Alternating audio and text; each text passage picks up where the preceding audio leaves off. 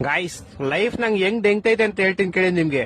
ಮೊನ್ನೆ ನಾನು ಟ್ರೈನಲ್ಲಿ ಟ್ರಾವೆಲ್ ಮಾಡ್ತಿದ್ದೆ, ನಮ್ ಫ್ರೆಂಡ್ ಮದ್ವೆಗೆ ಹೋಯ್ತಿದ್ದೆ. ನಾನ್ ನನ್ ಸೀಟಲ್ಲಿ ಕೂತಿದ್ದೆ. ನನ್ ಮುಂದೆ ಸೀಟಲ್ಲಿ ಸುಂದರವಾಗಿರೋ ಒಂದು ಹುಡುಗಿ ಅವ್ರ ಅಮ್ಮ ಜೊತೆ ಕುಂತಿದ್ಲು.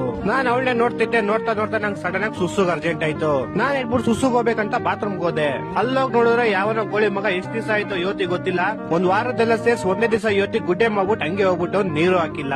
ನನ್ಗದ್ ನೋಡು ಒಂಥರ ಮೂಡ್ ಆಫ್ ಆಗೋಯ್ತು. ಅದಕ್ಕೆ ನನ್ ಸುಸುನು ಹೋಗಿಲ್ಲ, ಹಂಗೆ ಬಂದ್ಬಿಟ್ಟೆ. ನಾನ್ ಬಂದ್ ಕುತ್ಕೊಂತಿದ್ದಾಗೆ ನನ್ ಮುಂದೆ ಕುಂತಿರೋ ಹುಡುಗಿ ಎದ್ದೋದ್ಲು ಅದೇ ವಾಶ್ರೂಮ್ಗೆ.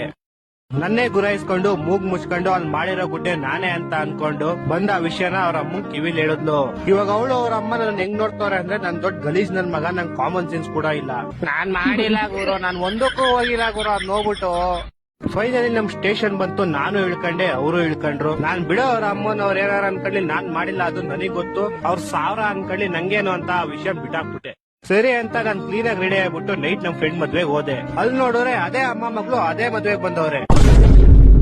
ಅವ್ರಿಬ್ರು ನೋಡ್ತಿದ್ದಂಗೆ ಅವ್ರ ಅಮ್ಮ ಅವ್ರ ಫ್ರೆಂಡ್ಸ್ಗೆ, ಅವ್ರ ಮಗಳು ಅವ್ರ ಫ್ರೆಂಡ್ಸ್ಗೆ, ಟೋಟಲ್ ಆಗಿ ಮದ್ವೆ ಇರೋರು ಎಲ್ಲಾರ್ಗು ಇವ್ನ್ ದೊಡ್ಡ ಗಲೀಜ್ ನನ್ ಮಗ, ಇವ್ನ್ ಬಾತ್ರೂಮ್ ಹೋದ್ರೆ ಸರಿ ಹೇಳ್ತಾನೆ ಆದ್ರೆ ನೀರ್ ಹಾಕಲ್ಲ ಅಂತ ಎಲ್ಲಾರ್ ಕಿವಿಲ್ ಹೇಳ್ಕೊಂಬಂದ್ಬಿಟ್ರು.